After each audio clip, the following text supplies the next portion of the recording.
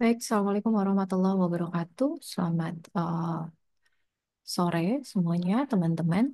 Nah, pada kesempatan kali ini saya akan menyampaikan untuk materi digital brand marketing, ya, mata kuliah digital brand marketing, dan kita kali ini udah masuk ke dalam topik eh, Digital Toolkit yang pertama yaitu social media. Nah, untuk materi lengkap teman-teman bisa lihat ya buku yang menjadi referensi kita dari Roles 2022 dengan judul Digital Branding Marketing. Nah, kalau di pertemuan sebelumnya kita sudah membahas bagaimana konsep digital branding itu sendiri, ya lebih kepada apa ya kayak pengalaman pengguna ketika atas upaya-upaya branding yang dilakukan oleh pemasar atau sebuah brand. Nah, di situ kita juga membahas bagaimana pengalaman pengguna ini kita bentuk, kita asosiasikan dengan user journey, ya. Terus value yang kita ingin sampaikan supaya itu sama pemahamannya ya teman-teman. Nah, upaya digital branding ya, namanya juga udah digital. Dalam buku yang kita gunakan itu dapat disampaikan melalui beberapa toolkit ya. Yang pertama adalah social media. Nah, social media sendiri seperti yang sudah teman-teman tahu itu kan sudah mulai marak beberapa tahun terakhir ya, udah mulai lumayan lama juga dan sekarang menjadi salah satu alat pemasaran utama dari pemasar ataupun brand gitu ya. Nah, social media itu setelah secara mendasar bisa mengubah bagaimana konsumen itu engage dan berinteraksi dengan brand, ya. Jadi itu yang dinamakan dengan tadi namanya branding. Ya, kalau misalnya dulu kita cerita upaya branding biasanya dilakukan dengan konvensional atau tradisional ya, melalui misalnya televisi ya kan. Kalau saya masih ingat banget waktu saya kecil biasanya iklan gitu ya. Ya ampun, kalau lagi nonton tuh iklannya lama banget karena emang itu salah satu upaya untuk eh, branding yang dilakukan oleh brand yang paling utama gitu ya. Kalau sekarang mungkin udah jarang banget yang nonton TV. Terus kalau misalnya kita pengen ngobrol sama brandnya itu kita harus telepon ke customer care, di mana itu bisa eh, makan biaya, makan waktu ya teman-teman. Tapi kalau sekarang dengan adanya social media itu sendiri, dia bisa merubah kita bagaimana kita engage dengan brand tersebut dan bagaimana kita berinteraksi. Ya, dengan hanya menggunakan smartphone dan jempol kita, kita bisa langsung nanya-nanya soal produk, nanya-nanya soal campaign brand. Mungkin ada teman-teman yang juga udah ditawarin jadi misalnya influencer dan sebagainya. Nah, itu kan kita udah bisa melihat bagaimana social media itu setelah merubah secara mendasar ya, fundamentally change the way consumers engage and interact with brands. Nah, bahkan sekarang standar dari komunikasi perusahaan ya itu kadang-kadang sudah mulai tidak berguna ya, kadang-kadang karena kita melihat bagaimana si brand ini melakukan komunikasi perusahaan atau corporate communication-nya through their social media. Ya, kalau dulu konferensi pers gitu kan. Kalau sekarang, even misalnya mereka melakukan konferensi pers, mereka juga mempublish itu ya, publish itu di media sosial. Karena ya memang berdasarkan data, eh, most of our time itu ya spending with our social media. Seperti itu ya teman-teman. Nah, itu saya kasih contoh nih. Ini adalah social media ya dari BRI ya. BRI. Nah, ini A Day in My Life with Insan Brilliant. Apresiasi untuk Insan Brilliant. Ini kan sebenarnya sebenarnya part of corporate communication. Nah, yang dulunya mungkin itu lewat press release di televisi, social media, majalah Tempo dan sebagainya. Nah, ini sekarang kita bisa lihat dengan gampang bagaimana sih perusahaan itu berkomunikasi, melakukan komunikasi korporatnya. Oke, nah mobile social media experience. Nah, sekarang kita bisa lihat bahwa kebanyakan orang, majority our people using social media on mobile device. Ya, kita pakai social media media kita itu through our mobile device. Ya, using apps to access these platforms. Ada Twitter atau X gitu ya, ada Instagram, TikTok, Facebook, LinkedIn dan sebagainya. Jadi, yang perlu diperhatikan pemasar dalam konteks digital branding itu, coba bayangkan, imagine when you posting, ya. Jadi ketika kita memposting konten, ya, dan konten yang sifatnya image, terus itu bisa eh, kita posting di LinkedIn dan bagaimana itu bisa terkoneksi dengan Facebook dan Instagram. Sekarang gitu ya, teman-teman. Misalnya kita eh, posting sesuatu di LinkedIn, terus kita atau kita posting dalam Instagram, nah itu kan otomatis ya, otomatis muncul di Facebook misalnya. Nah, jadi kita perlu perhatikan bagaimana ketika kita memposting satu konten dan itu bisa fit di semua sosial media tadi. Kalau misalnya kita posting formatnya misalnya tadi portrait terus muncul di Facebook yang layarnya dia landscape. Nah, itu kan kita ngomongin tentang experience ya, teman-teman. Jadi ini perlu perhatikan dalam konteks digital branding. Nah, selanjutnya. Nah, sebelum kita menggunakan social media as our digital branding toolkit, kita pertama kali harus melakukan yang namanya listening. Kita perlu tahu dulu positioning kita saat ini di mata masyarakat seperti apa. Ya, di mata our consumer seperti apa. Ya, jadi kita perlu paham interest dan passion dari our audience. Ya, in order to inform our approach in providing value. Jangan sampai misalnya, hmm, apa namanya, people itu customer menilai kita itu kayaknya nih perusahaan yang asik ya, maksudnya asik atau kayak anak muda banget gitu kan. Tapi ketika kita ingin menginformasikan our brand kita itu, kita malah jadi yang kaku. Nah, itu kan nggak align nih. Jadi kita bisa mencari tahu dulu positioning kita through our listening, social listening namanya ya.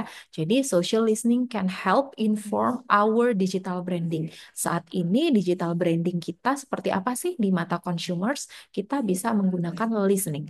Nah, salah satu tools yang sering digunakan dalam social listening adalah Google Trends ya. Teman-teman mungkin udah familiar ya dengan Google Trend, di mana kita bisa melihat bagaimana misalnya kita ambil satu brand FEBUNJ, seperti apa sih trennya diomongin dalam berapa kali, kemudian 3 tahun terakhir seperti apa, meningkat atau enggak pemasaran digital FEBUNJ misalnya. Gitu ya. Jadi ini adalah salah satu toolkit yang bisa digunakan untuk melakukan social listening. Nah, kemudian social listening tools itu membolehkan organisasi untuk melihat, memonitor bagaimana our apa ya different social channels ya itu lagi ngomongin soal apa gitu ya. Essential tool for effective social media use. Nah, jadi social listening capabilities ini bisa digunakan untuk kita melihat listening stage, ya, listening stage, social media channels, apa yang mereka katakan tentang kita, terus mereka lagi seneng ngapain, dan kompetitor kita lagi ngapain apa. Nah, ini perlu dilakukan oleh brand atau pemasar sebelum mereka membuat campaign.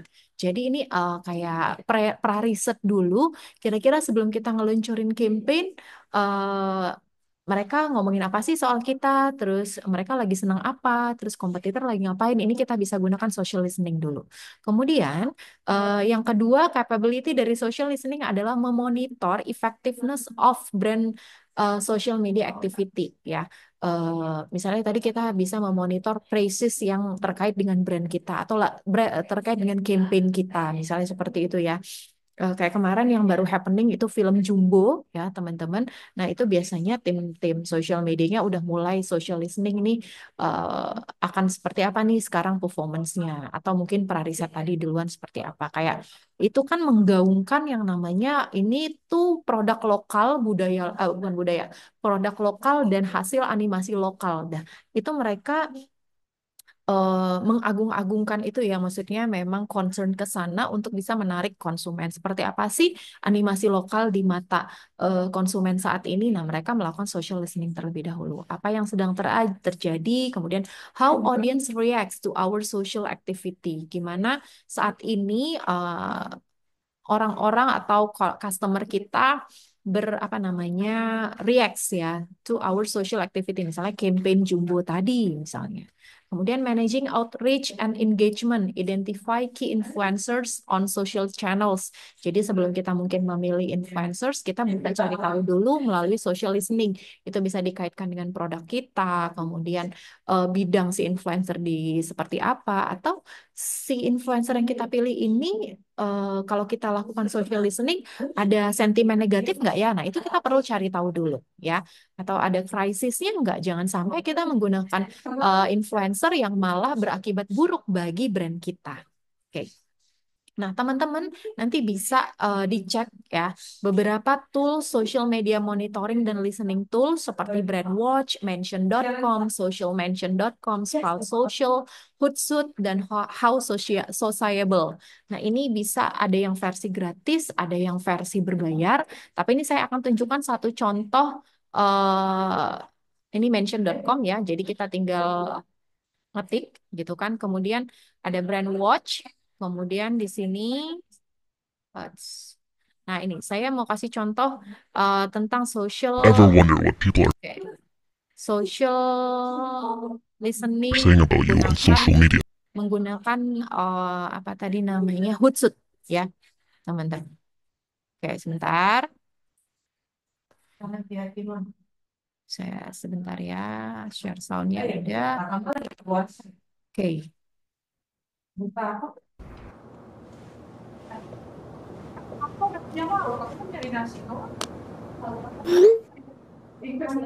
Oh, that's great advice, actually.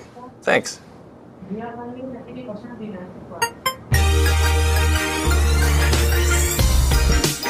Hi, I'm Nick, Hootsuite's Global Social Listening Specialist, and this is Hootsuite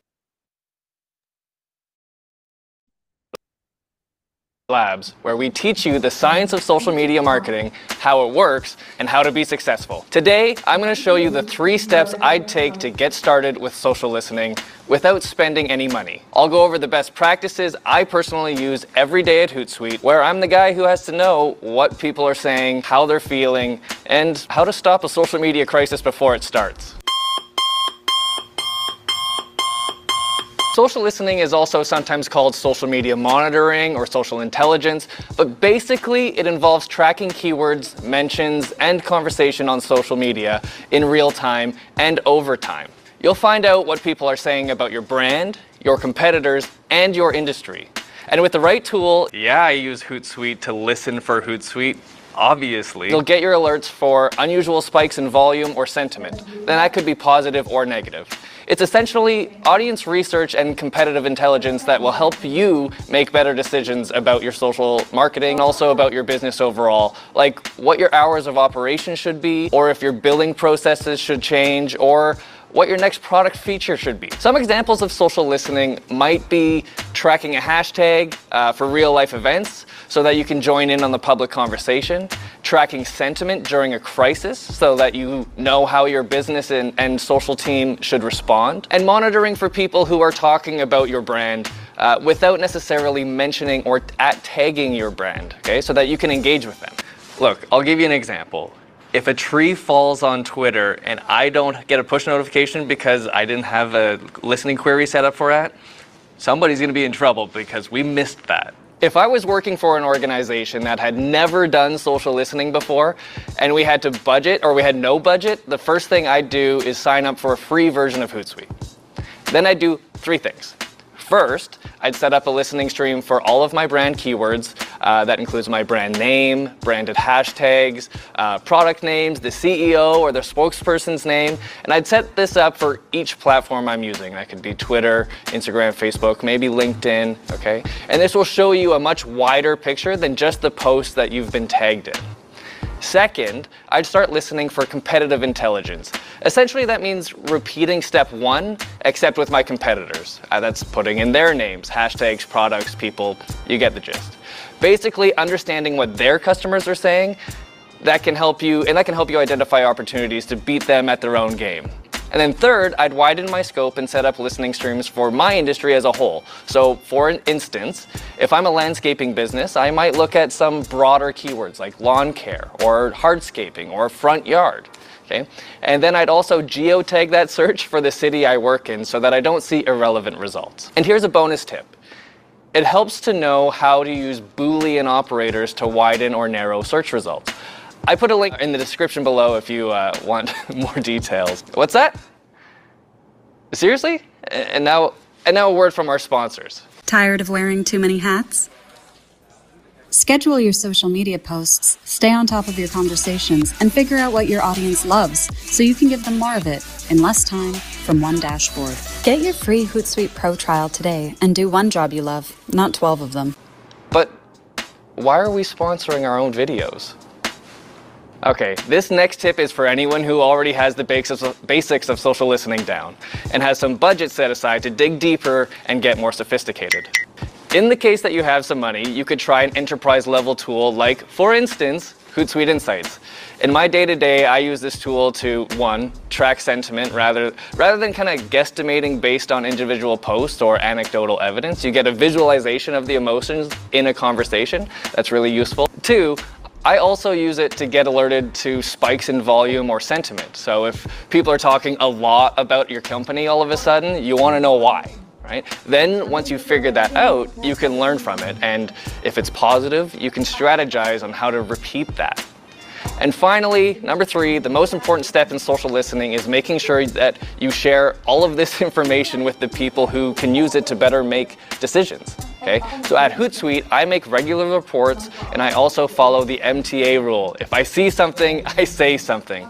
For instance, I recently noticed that a competitor got a big bump in positive sentiment, and that came from a blog post about hashtags. I took that information to our own blog team so that they could learn from our competitor's success. Okay, you're gonna love this. So this is a mention report by hour that shows all of the mentions for our competitors over the last 2 days, and if you look right there, see right there, that's our mentions in the last 2 hours, and it's spiked way up because we have a new blog post about social listening that's doing really well. Okay, that's all for now. If you've watched this far, make sure to hit that thumbs up button, the notification bell to know when our next video is live, and drop a comment below. Let us know what you want to see next. Just don't say social media crisis management. Okay, since you're still here, this is my professional opinion on handling a social media crisis. An ounce of prevention is worth a pound of cure. Social listening tools can help surface problems before they blow up. If you're listening closely on social and you're acting on what you're hearing, then you can make things right before they go wrong. And if they do go wrong anyways, that's when you really need to start listening. Remember to sign up for your free 30-day Hootsuite trial. Here's a link for you. Tell them Nick sent you. Ya, itu tadi ya teman-teman social listening tutorial ya from Hootsuite ya teman-teman nanti bisa coba untuk bisa ngerjain tugasnya nanti juga bisa dicoba ya yang free trialnya supaya kayak oh gini ya caranya social listening. Jadi si Nick tadi udah bilang kalau misalnya kita mau campaign gitu ya atau competitor analysis bisa lakukan pakai social listening. Jadi sebelum everything goes wrong ya, jadi kita udah tahu duluan nih mau ngapain. Seperti itu ya, teman-teman. Oke, kita lanjutkan ya. Oke, ini building a query for social media listening. Nah, ini di figur ini apa namanya beberapa kayak kita menggunakan apa ya query untuk bisa ngelihat mention kita seberapa banyak dan sebagainya. Nah, how to avoid a social media disaster ya. Jadi ada apa namanya panel sign off social policy disaster prediction social listening staff training ongoing monitoring. Nah, kadang-kadang nih contohnya kayak yang Scarlett ya waktu itu ya. Netizen serukan boykot Scarlett. Nah, waktu itu ceritanya si Felicia ini kayak apa namanya bikin video ya tentang boykot Palestina dan ini menjadi disaster ya. Itu ya mungkin ingin menyampaikan kekhawatiran tapi mungkin salah pemilihan kata atau salah informasi sehingga malah diburu oleh netizen. Social media crisis management.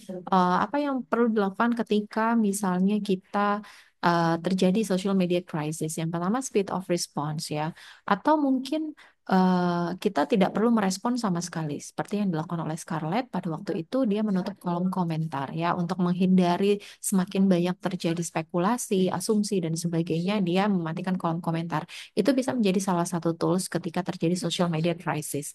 Kemudian monitoring reaction dan ya, holding patternnya kita lihatin dulu seperti apa sampai kita menemukan kira-kira responnya seperti apa ya. Kemudian outreach, engagement, dan ego. Nah, jadi ini adalah apa namanya? Ya, jadi tadi judging outreach, engagement, dan ego. Karena kita ngomongin soal social media, kita akan ngomongin soal outreach, engagement, dan ego. Nah, dalam konteks digital branding sendiri, karena social media tadi sebagai digital branding toolkit, kita perlu ada beberapa hal yang perlu kita lakukan. Ya, yang pertama judging influence. Nah, kita dalam memilih misalnya influencer, perlu diperhatikan. Mungkin kalau misalnya micro influencer dengan pengikut sekitar 5.000 ya. Jadi kita nggak cuma berpatok sama besarnya followernya, tapi kita mesti lihat seberapa relevan audiensnya dengan pesan atau produk yang ingin kita sampaikan. Bisa aja influencer yang followernya 5.000, tapi dia lebih relevan dengan audiens tujuan, itu bisa lebih efektif dibanding influencer yang jumlahnya lebih besar. Nah, kemudian social measurement. Nah, eh, dalam digital branding perlu dilakukan social measurement, misalnya jumlah likes, metrik-metrik yang digunakan dalam digital marketing, misalnya ya, like, followers, retweet, traffic, visitor, dan sebagainya. Ini perlu dilakukan. Kemudian kayak yang selanjutnya ada sentiment analysis. Sentiment analysis ini perlu diperlakukan. Apakah brand kita itu dia dinilai sentimen positif atau negatif? Ya, nah, ini bisa dilakukan menggunakan tools-tools yang tadi brand watch dan sebagainya. Yang selanjutnya social media ads itu bisa digunakan. Misalnya kita menggunakan iklan berbayar untuk meningkatkan engagement. Seperti itu karena kan lebih sering muncul, awareness-nya semakin tinggi dan sebagainya. Oke, nah conclusionnya adalah digital branding dengan social media itu harus mempertimbangkan channel yang perlu kita gunakan. Jangan kita perbanyak channel, tapi itu tidak efektif. Pertimbangkan pula dengan sumber daya yang kita miliki. Kemudian fokus on content and engagement. Intinya dari social media tidak hanya sering posting, tapi ngomongin soal engagement. Seberapa engage kita dengan audience kita. Kemudian karena kalau kita semakin engage, ada yang namanya tadi UGC ya teman-teman, user generated content yang itu bisa memperluas reach-nya brand kita. Kemudian find effective measurement strategies. Nah, uh, kan sekarang follower bisa dibeli. Nah, itu kadang-kadang tidak bisa menjadi ukuran dalam metrik sosial media ya. Mungkin share, kemudian jumlah retweet dan sebagainya itu bisa dipertimbangkan. User experience. Nah, dalam sosial media sendiri perlu diperhatikan konten-konten yang kita produksi atau pesan-pesan yang kita sampaikan itu memang mempertimbangkan user experience. Kemudian transparency and trust. Karena tadi soal engagement, soal trust di era sosial media ini brand dengan customer-nya itu semakin dekat. Ya, jadi ketika misalnya tadi kayak case-nya Scarlett ya, jadi dia pengen empati tapi mungkin salah gitu ya, malah menjadi sentimen negatif buat si Scarlett itu sendiri. Karena social media itu sendiri is at the heart of what makes digital branding so special. Teman-teman mungkin pernah ya ngefollow sebuah brand karena emang social medianya itu kayak relevan banget sama kita. Nah, dan ternyata dengan sosial media itu sendiri itu bisa membawa risk sama opportunity. Jadi itu perlu diperhatikan ya teman-teman karena sosial media itu sangat dekat sekali dengan kehidupan audience atau customer kita. Oke, itu tadi untuk materi social media as the first digital branding toolkit kita. Nah, selanjutnya adalah case-based assignment by team ya, teman-teman coba melakukan analisis social media brand lokal ya. Nah, pointer yang perlu perhatikan adalah konsistensi value proposition yang disampaikan di social media mereka, kemudian kesesuaian pembahasan dalam Google Trend mengenai produk mereka sesuai dengan konten yang disampaikan, bagaimana mereka melakukan social media crisis management, kemudian kaitkan dengan social listening brand dan teman-teman bisa menambah analisis lain yang sesuai dengan topik ini. Jadi ada baiknya mengambil emang yang pernah ada social media crisis ya, supaya gampang ngejelasinnya. Jadi tugasnya ada laporan dan e-poster. Nanti dikumpulkan ya teman-teman di drive pengumpulan tugas. Kalau ada pertanyaan nanti bisa kontak ke saya. Terima kasih atas perhatiannya. Assalamualaikum warahmatullahi wabarakatuh. Ya,